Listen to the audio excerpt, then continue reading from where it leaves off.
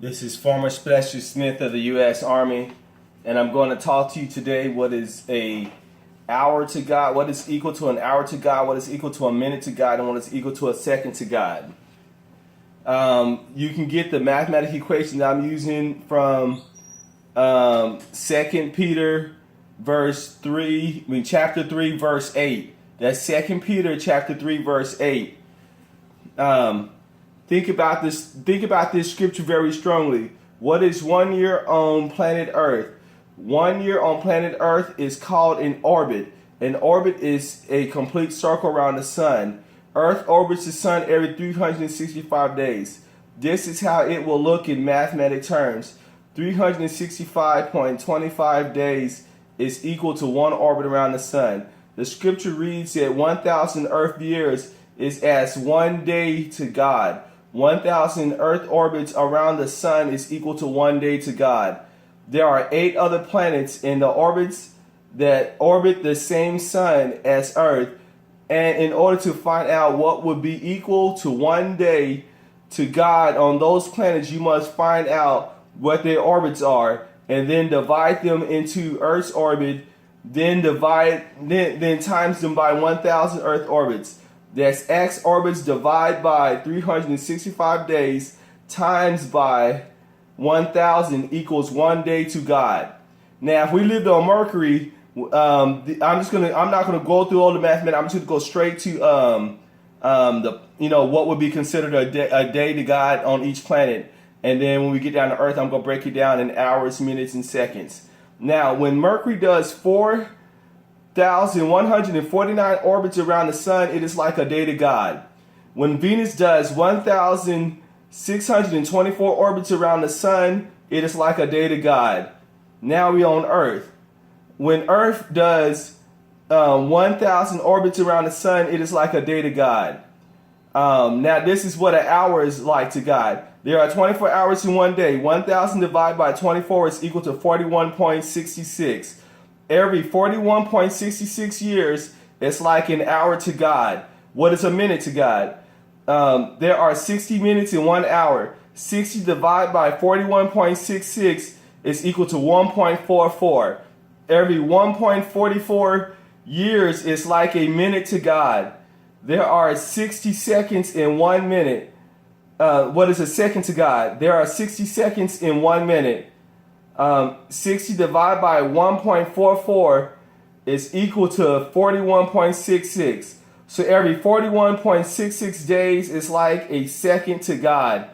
That's why when y'all pray for stuff and y'all don't receive it right away, but it comes like the next month, well, guess what? It only took a second to God, but it seemed like it took forever to you. The same thing if you don't receive it that same year, but you receive it like the next year, it'll be like a minute to God. And of course, an hour is 41.6 years. Now, when Mars does 531.34 orbits around the sun, it is like a day to God. When Jupiter does 84.30 orbits around the sun, it is like a day to God. When Saturn does 33.95 orbits around the sun, it is like a day to God. When Uranus does 11.89 orbits around the sun, it's like a day to God. When Neptune does 6.06 orbits around the sun, it is like a day to God. When Pluto does 4.02 orbits around the sun, it is like a day to God. If we lived on that planet that they just found, Giza 581G, it's the size of Jupiter, but it's in a solar system where the sun is in the process of supernovaing, which what our sun will eventually do after so many, hopefully if we're lucky, trillions of years, if not millions.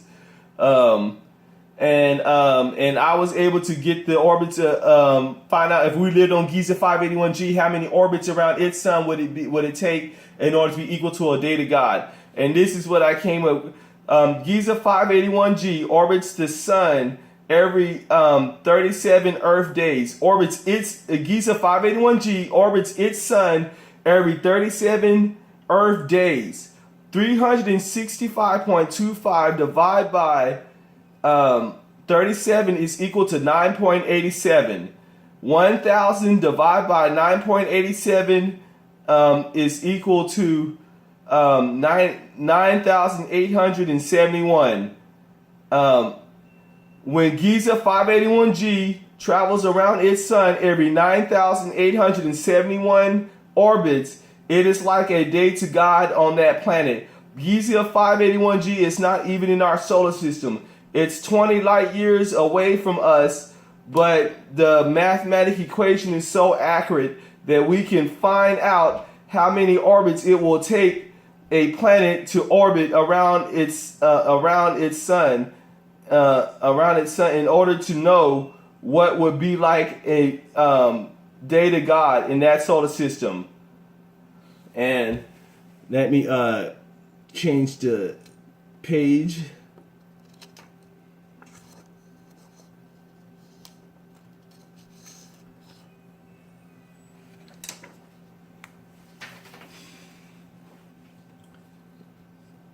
Now, conclusions. When 2 Peter chapter 3 verse 8 was written, they were not fully aware of the other 8 planets in our solar system or their orbits around the sun. They definitely did not know about the Earth-like planet Giza 581G. We now have access and have been blessed with the wisdom due to the timeline we live in. Therefore, you should apply your education of the timeline you live in to your scripture reading, because when you do, a new point of view of the Homo sapien extraterrestrial superior Yahweh, the head of Elohim, the one who identifies himself as God, is revealed to you. If you don't, then you are missing out on so much. And that is what a minute, a hour, and a second is on Earth and these other planets. Smith out.